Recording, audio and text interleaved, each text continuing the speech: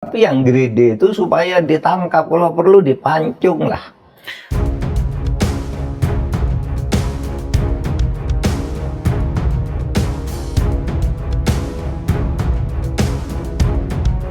Ya greedy itu, Mas. Rakus. Greedy itu bagian dari moral ya. Nyolong karena rakus ya. Nyolong Padahal karena udah rakus. kaya lah kira-kira gitu Sehingga ya. saya agak heran kalau ada orang itu hakim itu korupsi karena gajinya kecil. Itu yang gajinya kecil itu enggak korupsi kok. Yang korupsi gede-gede tuh.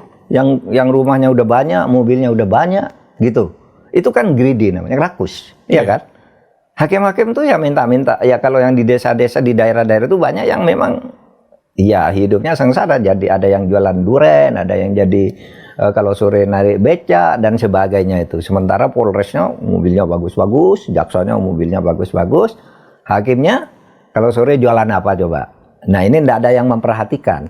Nah ini hakim yang perlu ditolong dengan kenaikan tingkat kesejahteraan dan gaji itu. Tapi yang greedy itu supaya ditangkap, kalau perlu dipancung lah. Mestinya Gitu. kan ada mekanisme Pak untuk menangkap itu, baik yang kecil maupun yang karena greedy yang gede-gede itu. Karena kita punya Komisi Yudisial, kemudian ada Bawas Mahkamah Agung. Bagaimana Pak peran seperti ini? Memang tidak efektif selama ini. Tidak efektif. Termasuk yang kasus Tanur ini. Ya. Ketika putusan muncul, kan orang protes. Betul. KY membentuk tim. Tahu apa keluhan KY? Mahkamah Agung tidak sungguh-sungguh.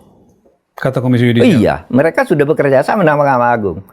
Saya baca di koran ini, Mahkamah Agungnya tidak sungguh-sungguh mau menyelidiki kasus Surabaya ini. Bahkan saya berteleponan dengan orang KY. Iya, ada telepon, Pak ini tidak sungguh-sungguh. Baru sekarang ini, mereka kayak bersungguh-sungguh Mahkamah Agungnya sesudah ketangkap. Itu pun menurut analisis, tidak punya bukti saya. Kan sehari sebelum ditangkap, ada putusan dihukum. Iya. Iya. Yang Menurut saya itu yang sudah 5 tahun, diatur. diputuskan Menurut 5 saya tahun diatur. Mungkin diberitahu oleh Kejaksaan Agung. Kalau kamu tidak segera putuskan, besok saya tangkap, malu kamu, kan gitu kira-kira. Oh begitu. Jadi sehari sebelum ditangkap langsung diumumkan. Langsung diumumkan. Kena 5 tahun. Itu kira-kira pengaturannya. Makanya seperti muncul itu. pengumuman dulu kena 5 tahun, lalu besok langsung ditangkap. Ya, itu analisis saya ya. Karena agak tidak wajar. Sehari diumumkan, besoknya ditangkap. Besoknya langsung ditangkap.